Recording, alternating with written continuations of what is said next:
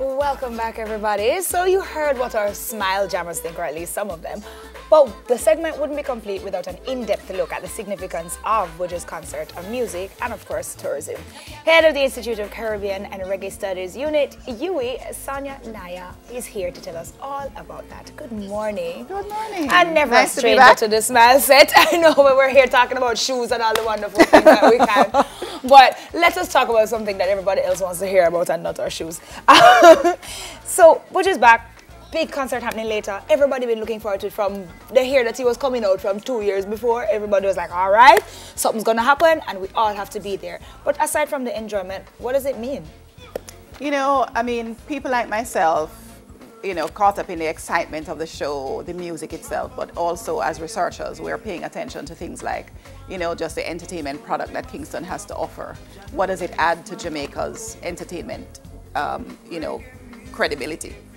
And this is an important concert at many levels. Some of us have never seen, those of us who are going to go, have never seen a concert as big as this. When the Smile Jamaica concert happened way back when in the stadium, you know, those who know about Bob Marley's, you know, appearance in those moments, the context of that concert in a different kind of stadium, a different mood. Now we're in a time when the long-awaited Buju Banton comes back to a newly refurbished, you know, a national stadium, a Kingston that is now a creative city of music, a context in which Kingston is the entertainment capital of the Caribbean, if I might say so. So Jamaica stands to benefit, and of course we know this because so many persons, based on Buju Banton's popularity, have bought their tickets from long time. They are in Jamaica, hotel rooms, Airbnb, operators are all smiling precisely because Kingston, the rest of, you know, Eastern Jamaica, bursting with, you know, excitement about this concert. Do you think a part of this excitement has to do with, one, him being away, but since he's been back, he hasn't made any public appearances. Do you think that has helped with his ability to sell tickets or to draw a crowd? Yeah, so two things. Yes, yes, and yes. The absence, the period of absence, of course, is going to make for more excitement in terms of the anticipation, but also the marketing team around him obviously is paying attention and doing some very strategic things. So the fact that he hasn't spoken in public, the fact that he's just been making, you know, sort of cameo appearances. We see him on Instagram, you know, some appearances in social media, but certainly not any major words, no comments, no interviews, and so on. Adds to the excitement and the anticipation. It's like suspense and mystique. Yes, absolutely. You know? So the marketing team around him, they've made some really important decisions. And I know some Jamaicans, you know, probably fans in the international arena as well, are wondering about this. In fact, one of the complaints I'm hearing is that you know, they're trying to pack all of these people in the stadium and, you know, milking for every single dollar possible. But there are decisions that have been made about this concert, which is only comparable to things like the On the Run tour. Jay-Z and Beyonce's On the Run tour. When you think about events, large-scale events that have been staged inside of major stadia, this compares only to that. So I'm looking forward, for example, to see the stage, the lighting, the sound, and I'm sure it's going to be as good as we had seen with the last Shaggy and Friends show. That was the best I've seen in terms of staging, lighting, production. You mentioned earlier about Kingston being a newly appointed center of music for City of Music yes. for the world, and that is a big deal for us. What do you think about the fact that Buju being, and I know a lot of people tend to overlook it, because yes, he went to prison and he served his time on his own, but do you think it impacts a lot of people that he still is someone who went to prison being put up on this pedestal? You know, Sakina, I'm so glad you've asked that question, because many of us kind of forget that many of our folk heroes, many of our heroes have had brushes with the law, whether it was Marcus Garvey, Bob Marley, Peter Tosh, and even our very national heroes, apart from Marcus Garvey as well, for whatever reason, brushes with the law, arrests, periods of incarceration.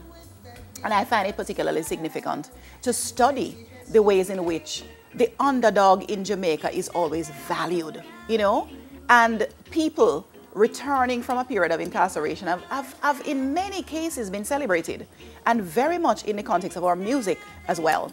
So people, you know, would stage a dance for someone coming out of jail. And also the people who are our musicians, our players of instruments, our musical celebrities have always enjoyed a particular kind of endearment for the population. It's like they become heroes. Heroes. So I call them folk heroes, in fact.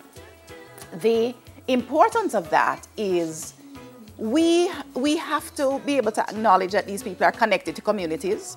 They are connected to people who are going to celebrate them, who have longed to see them. Somebody like a Buju Banton is really a musical gift to Jamaica. That's the only way of saying that. As Kingston is a city of music, we have to celebrate the gift that we have. Absolutely. Okay, my next question is this. How and when will we realize the impact on the economy, on the tourism industry from this concert? As a researcher, I'm sure you have methods and your team has methods. When will we see what impact this has had on us? When the money are going to show up? Well, okay, so in the first instance, you want to really get an estimate of the population inside of the venue.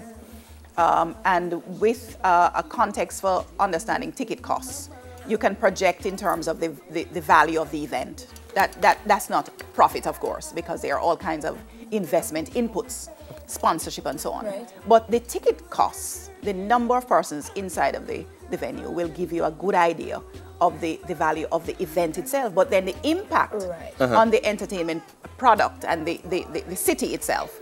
You know, how many persons have been employed, those are some of the things we look at. Because I figure that is where the money is going to show, because the proceeds from the event, don't the proceeds go towards the entertainer? No. The proceeds go also to pay the people who have been part of this staging. So the employment then becomes the other side of understanding how the money from the event has been used, and also the impact on people who are not necessarily only directly employed, but those like who are indirectly employed as well. So, you know, we know that entertainment has been big business in Jamaica. People have sent their children to school, whether it is that they're vendors at the, you know, sort of lowest commercial value, or at the highest level of the value chain where you are a promoter, an investor, etc. But to answer your question though, in about a week, in 2 weeks, in about a month, we'll be able to say to some precise degree what has been the real value of this event. Okay. And people like myself have been studying major festivals, some fests, Rebel Salute, and so on. One more question before we go, because we do have to wrap up. Earlier when we were listening to the Vox Pops, we heard one of the gentlemen say, you know, the return of Buju don't mean anything to him because the regular man can't afford a ticket. So since he can't afford a ticket, it don't mean nothing to him. What would you say to the people who are of that mind? Oh, them's a lie. And I understand where Rich is coming from. The bleachers ticket never out of everybody reach. Them find money for do all kind of things. Them have me talking in Jamaica now, because really and truly but what I think he meant is that he gains nothing from Buju and this concert. How will it affect like a taxi driver? Well, it does, because they get to take people too. Absolutely. I don't believe that. I would need to speak to this person to explain to them the potential benefits. All right. Well, thank you so much for stopping by. Dr. Sonia Naya, head of UI's Institute of Caribbean and Reggae Studies Unit. She's always here and we love to have her. She had to break it down into patois a while ago, but we've got to go for a break. So we'll be right back.